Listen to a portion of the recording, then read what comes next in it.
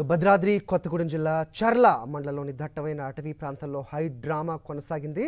మాజీ మావోయిస్ట్ను మాట్లాడి పంపిస్తామని చెప్పి మావోయిస్టులు ఛత్తీస్గఢ్ రాష్ట్రంలోని అటవీ ప్రాంతంలోకి తీసుకెళ్లారు.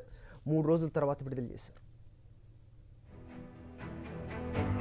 అల్లూరు సీతారామరాజు జిల్లాలోని జగ్గారం గ్రామానికి చెందిన జీవన్ మావోయిస్టు పార్టీలో పనిచేస్తున్నప్పుడు చర్ల మండలానికి చెందిన ఓ యువతిని పెళ్లి చేసుకున్నాడు. అనంతరం పోలీసుల సమక్షంలో లొంగిపోయారు. అయితే తమ సమాచారాన్ని పోలీసులకు చేరవేస్తున్నాడనే అనుమానంతో మావోయిస్టులు జీవన్ను తమ వెంట తీసుకెళ్లారు. నక్సల్స్ చెరలో బందీగా ఉన్న జీవన్ తిరిగి ఇంటికి రాకపోవడంతో గ్రామస్తులు అడవి బాట పట్టారు. దండకారణ్యంలో నక్సల్స్ నిర్వహిస్తున్న ప్రజాకోర్టు వద్దకు చేరుకున్నారు. ప్రజాకోర్టులో జీవన్తో నిజాలను ఒప్పించి క్షమాభిక్ష పెట్టి విడుదల చేశారు మావోయిస్టులు. జనజీవన శ్రవంతిలో కలిసిన తనను ఇన్ఫార్మర్గా పనిచేయాలని పోలీసులు ఒత్తిడి తెచ్చారని జీవన్ తెలిపాడు. మరోసారి ఇలా చేస్తే సహించేది లేదని హెచ్చరించి జీవన్ను విడుదల చేశారు మావోయిస్టులు.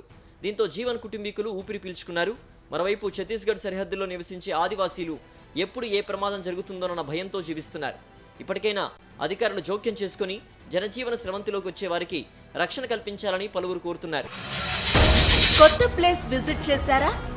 మీ అనుభవాలేంటి? అక్కడి సంగతులేంటి? లాక్డౌన్లో కొత్తగా ఏం నేర్చుకున్నారు? కొత్త వంటకాలు ట్రై చేస్తున్నారా? ప్రేమ, పెళ్లి, చదువు, లీగల్, పర్సనల్ లైఫ్ ప్రాబ్లమ్స్ కు సొల్యూషన్స్ కావాలా? నలుగురితో పంచుకోవాలనుకున్న ఏ విషయమైనా info@sakshi.com కు మెయిల్ చేయండి. www.sakshi.com లో మీరు పంపే విషయాన్ని పబ్లిష్ చేస్తాం. మీ ప్రయాణానికి మేం సాక్షి.